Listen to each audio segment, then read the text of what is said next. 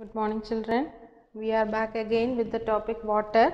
We were learning about the movement of water. We had already learned what are waves. Today we will be learning what is tide. What do you mean by tides? So, tide means sea water will be rising and falling at regular intervals constantly, and see these, and it will be happening twice a day. So, these sea water which rises and falls regularly twice a day is at regular intervals is called as tides. Now, this rising water will be entering the shore for a few hours, and then it will be slowly receding back to the ocean or the sea. So, this is rising of water is called high tide, and the falling of water is called as low tide. That means rising water you call as high tide and falling water you call as low tides, and these high tide and low tide are usually noticeable near to the shore, and you cannot see this high tide and low tide in open seas. Now, what is the cause of these tides, or what causes tides? Tides are caused by the strong gravitational pull which is exerted by the sun and the moon towards the earth. So, this gravitational pull causes tides, or the movement of water towards the shore, and backward it recedes into the sea. So, what is high tide? High tide means the water of the earth which is closer to the moon. Moon is a satellite of the earth. It is very close to the earth, and it exerts a gravitational force. So, the areas of water which is closer to the moon, on the earth which is closer to the moon, it will be pulled towards the earth with great force because of the moon's gravitational force. This is called as high tide. It will be very stronger compared to the others, and thereby you call it as high tide. So, what is spring tide? It results in the formation of spring tide and neap tide. How is spring tide and neap tide caused? So, what is spring tide? See, during full moon and new moon days. What do you mean by full moon and new moon? What is new moon and what is full moon?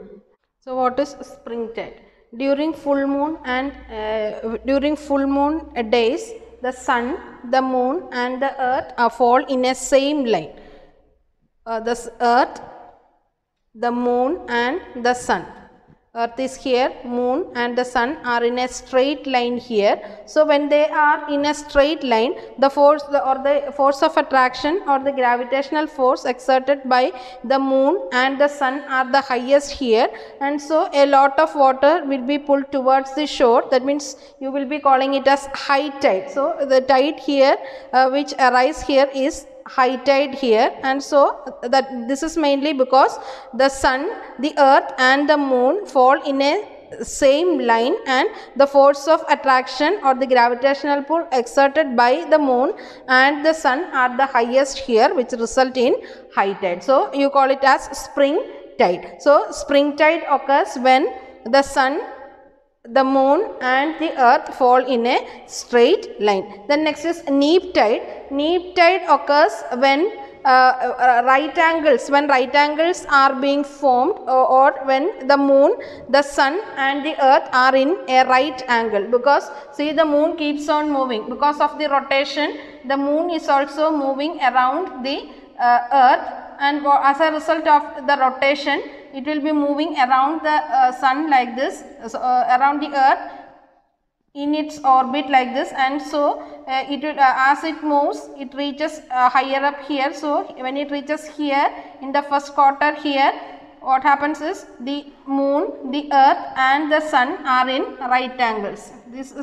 They are in right angles. So, here there is a balanced force of attraction here, and thereby the tides are lowest here, which result in low tide here. You call it as neap tide. So, the tide is lowest here and you call it as neap tide. So, neap tide occurs when the moon, earth and the sun are in right angles. So, what is full moon and new moon? See here, this is the earth here, sun is here, the moon keeps on moving around the earth, and see this is the movement of the earth here. In different positions you can see the moon. So here when the earth, the moon and the sun are in straight line. Here they are in straight line here. The earth, moon and the sun are in straight line here. You call it as new moon. Here the tide will be the highest. So this moon is visible here because you can see only the dark side at night side of the moon here. They are in straight line. So again the moon is moving here. Now they are in right angles here. A right angle is being made here. Moon, earth and the sun. Again it keeps on moving. Here you have high tide here. Earth, moon, earth and the sun are in straight line here. Again because of its movement, again it comes here in the last quarter here where it is in right angle. Sun, earth and the moon are in right angles. Here the result is low tide. You call it as neap tide. I hope you understood what is tides and what is spring tide and neap tide. Thank you. So the last movement of water is ocean currents. Ocean currents are actually streams of water flowing regularly and constantly on the ocean surface in a definite direction. So they are called as river in the ocean, and these rivers in the ocean or these ocean currents, once they are created or once ocean currents are being produced, they move from one part to another, and they will be moving regularly and constantly in a particular direction itself.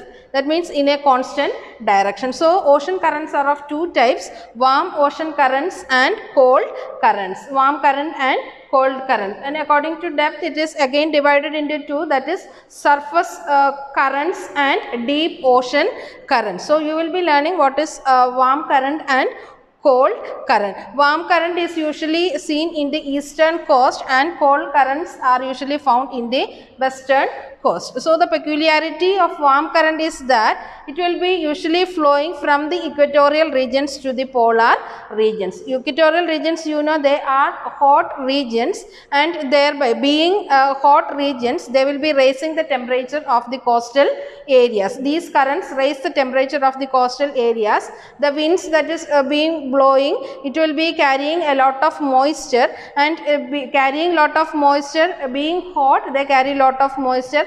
They absorb lot of moisture from the oceans, and these oceans are shut down in the form of rainfall, and thereby these areas receive heavy rainfall. That means the warm currents create or bring heavy rainfall, and these warm currents also help in navigation, because these warm currents help in the melting up of the huge iceberg, and it also these warm currents also free the polar regions from the melting of ice. Thereby the ports are very favorable for, or it keeps the port very much favorable from, or it keeps it free from icebergs. So this is related to warm currents. That means it will be, warm currents will be usually flowing from equatorial regions to the polar regions. Next is the cold current. Cold currents usually move from the polar regions to the equatorial regions. These being cold wind, they lower the temperature of the coastal areas,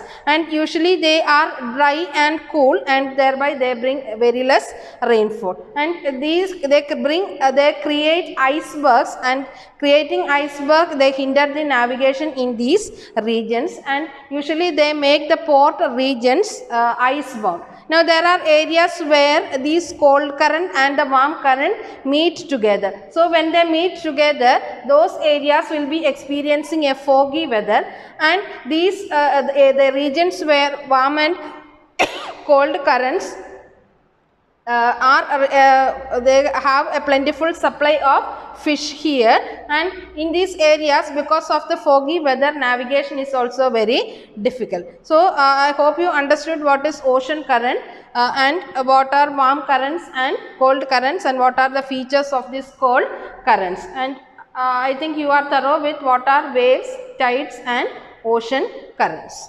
Thank you.